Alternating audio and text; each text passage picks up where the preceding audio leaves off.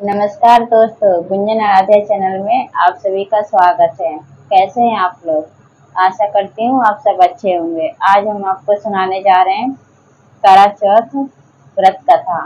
कथा अच्छा लगे तो वीडियो को लाइक कीजिएगा, चैनल को सब्सक्राइब कीजिएगा और कमेंट बॉक्स में जय करा चौथ माता की जय जरूर लिखिएगा। और ज़्यादा बात नहीं करते हुए शुरू करती हूँ कथा। शुरू से अंत तक सुनिएगा और रहस्य जानिएगा कि ये जो करवा चौथ का व्रत होता है, ये कार्तिक मास कृष्ण पक्ष चतुर्थी को मनाया जाता है। इस बार का जो करवा चौथ है 1 नवंबर दिन बुधवार को है। तो आप लोगों को करवा चौथ की बहुत बहुत बधाई हो। और कथा शुरू करती हूँ। कार्तिक मास कृष्ण पक्ष और चतुर्थी को ये मनाया जाता है। निराजल व्रत किया जाता है और ये पति की लंबी आयु के लिए होता है। इससे ये होता है कि वैवाहिक जीवन जो है मजबूत होता है और करवा चौथ माता जो होती हैं वो सब पे अपना दया बरसाती हैं। तो क्या करती हैं माता और बहनें जो करवा चौथ का व्रत रखती हैं, वो दिन भर निराजल व्रत रखती हैं और शाम को अर्घ दे के और चलनी में चांद को देख के, अपने पति का मुख देख के और अपने पति के हाथ से पानी पी के व्रत को तोड़ती हैं। उसके बाद ही वो अन्न खाती हैं, ग्रहण करती हैं। तो अब कथा शुरू करती हूँ। तो एक साहूकार थे। साहूकार के 8 बच्चे थे, जिसे 7 बेटा था, 1 बेटी थी। अब 8 की शादी हो गई थी। 8 की शादी हुई थी। उसके बाद जब करवा चौथ आता है तो उसमें वो जो साहूकार थे, उनकी घरवाली और उनके 7 बहुएं और उसकी बेटी, ये सब करवा चौथ का व्रत रखते हैं। उसी दिन शाम को उनके 7 बेटा जो थे साहूकार के, वो खाना खाने बैठते हैं। जब खाना खाने बैठते हैं तो अपनी बहन से कहते हैं कि बहन चलो तुम भी खाना खा लो। तो कहते कि नहीं भैया, आप लोग खाना खा लीजिए, मैं खाना नहीं खाऊंगी। और 7 भाई के बीच में एक बहन थी जिसको 7 भाई बहुत प्यार करते थे, बहुत लाडली बहन थी वो। तो ये सब उन लोग से देखा नहीं गया। तो नगर के बाहर एक पहाड़ पे जाके वो 7 भाई आग जला देते हैं। आग जला देते हैं तो उसके बाद कहते हैं कि अपनी बहन से कि देखो बहन, तुम्हारा चांद निकल आया, तुम पूजा कर लो और खाना खा लो। तब वो नंद क्या करते हैं, अपनी भाभी के पास जाती है, 7 भाभी के पास, और कहती है कि भाभी चलिए पूजा कर लीजिए, चांद निकल गया है। तो उसकी 7 भाभी कहती हैं कि ननद जी, ये चांद आपके लिए निकला है, हमारे लिए चांद नहीं निकला है।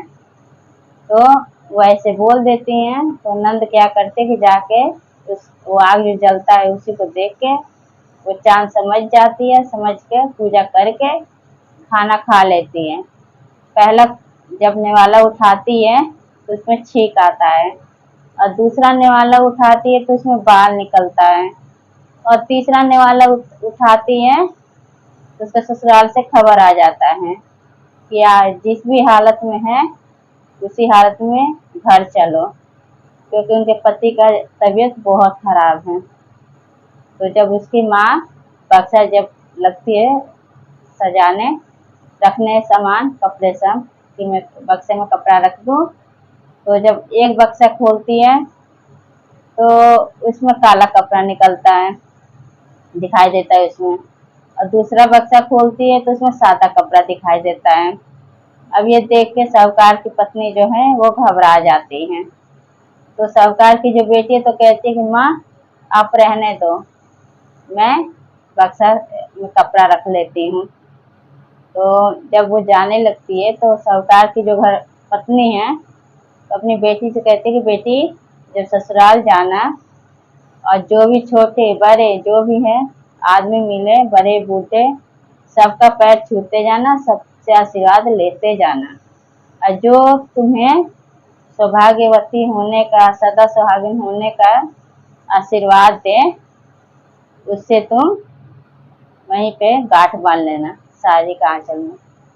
क्या करती है, साहूकार की बेटी जब वहां से जाने लगी तो अपनी माँ के कहा अनुसार जो भी लोग बड़े बूढ़े जवान बच्चे जो भी मिलते गए, साहूकार की बेटी पैर छूती गई।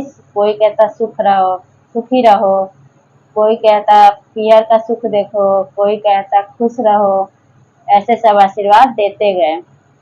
जब घर पे पहुंची तो घर के बाहर उसकी छोटी नंद खेल रही थी, तो अपनी माँ के कहने अनुसार वो अपनी छोटी नंद का भी पैर छुई।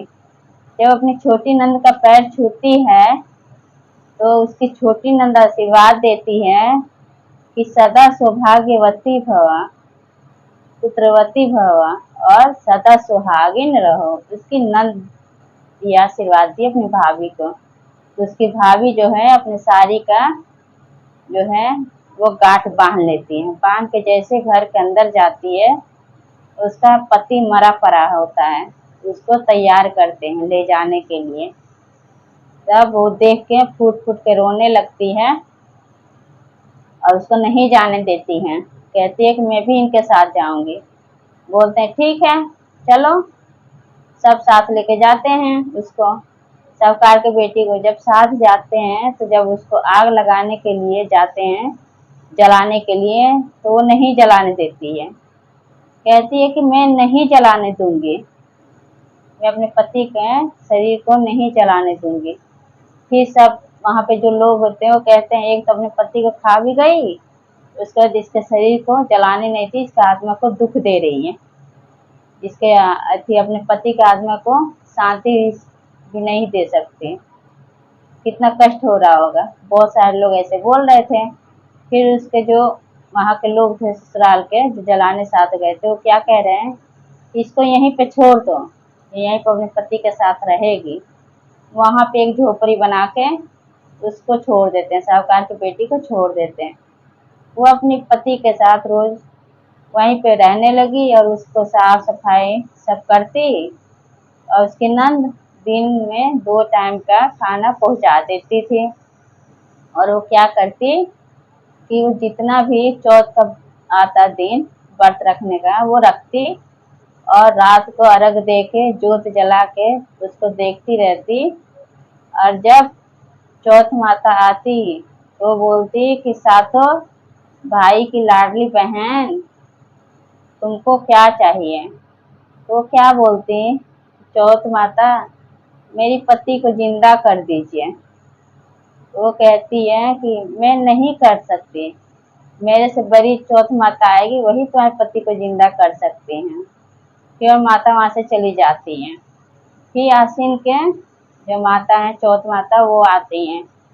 वो कहती हैं कि सातों भाई की दुलारी बहन बताओ तुमको क्या चाहिए। वो कहती है कि चौथ माता मेरे पति को जिंदा कर दीजिए। तो वो कहते हैं कि नहीं, तुमसे मैं ये नहीं कर सकती, तुमसे जो कार्तिक मास की करवा चौथ माता है वो तुमसे बहुत नाराज है, वही तुम्हारे पति को जिंदा कर सकती हैं। अगर वो आएंगी तो तुम उनका पैर मत छोड़ना, पैर पकड़ लेना, वही तुम्हारे पति को जिंदा कर सकती हैं। फिर वो चली जाती हैं। फिर क्या होता है कि जब कार्तिक मास के जब आती हैं करवा चौथ माता, तो आती है तो कहती है कि सातों भाई की लाडली बहन बताओ तुमको क्या चाहिए। तो वो कहती है माता आप मेरे पति को जिंदा कर दीजिए, हे चौथ माता आप मेरे पति को जिंदा कर दीजिए। वो कहते कि नहीं, मैं नहीं कर सकती। वो पैर पकड़ लेती है कि हे माता मेरे पति को जिंदा कर दीजिए, मैं आपका पैर नहीं छूऊंगी अगर जिंदा नहीं करेंगी तो वो कहती है कि तुम्हें तो भूख लगती है ना, तुम्हें सुहाग से क्या मतलब है, तुम्हें तो बहुत ज्यादा भूख लगती है, तुम सुहाग ले क्या करोगी। खूब गुस्सा होती है वो। फिर वो कहती है कि हाथ जोड़ के साहूकार की बेटी, हे चौथ माता जो मुझसे भूल चूक हो गया हो उसे आप माफ कर दीजिए, मेरे पति को जिंदा कर दीजिए।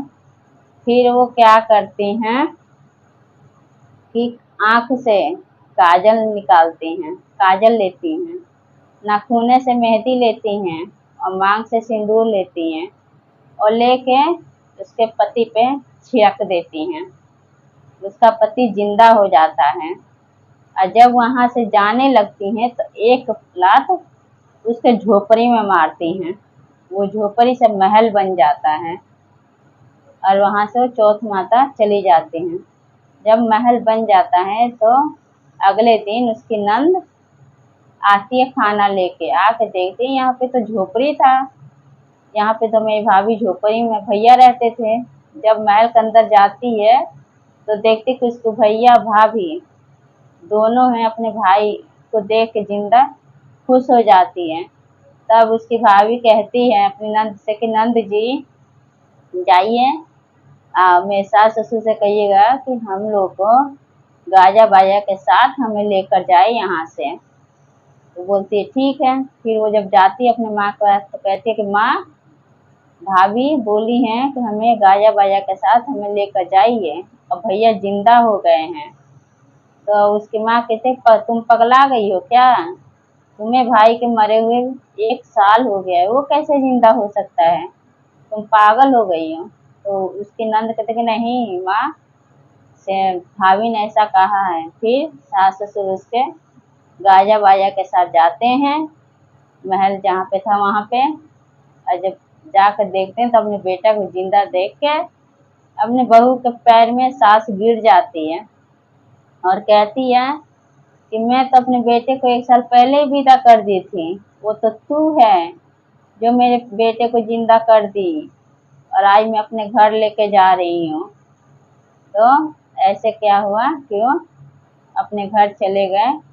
और मैं भी हाथ जोड़ के यही कहूँगी करवा चौथ माता से, हे माता रानी जो साहूकार के बेटी के साथ आप पहले किए वो किसी का मत कीजिए, किसी के साथ मत कीजिए। और जो आशीर्वाद आपने साहूकार के बेटी को दिया कि उसका पति हमेशा अमर रहे, उसके मांग का सिंदूर अमर रहे, ऐसे मैं अपने पति के लिए मांगूंगी कि मेरे पति का भी उम्र लंबी कर दीजिए, अमर कर दीजिए। और मेरे जितने भी ये भाई बहन, ये माता और बहन देख रही हैं, उनके पति का भी उम्र लंबा कर दीजिए। तो सब बोलिए जय करवा चौथ महारानी की जय। मैं कथा समाप्त करती हूँ। कथा अच्छा लगे तो मेरे वीडियो को लाइक कीजिए, चैनल को सब्सक्राइब कीजिए और कमेंट बॉक्स में जय चौथ माता की जय जरूर लिखिए।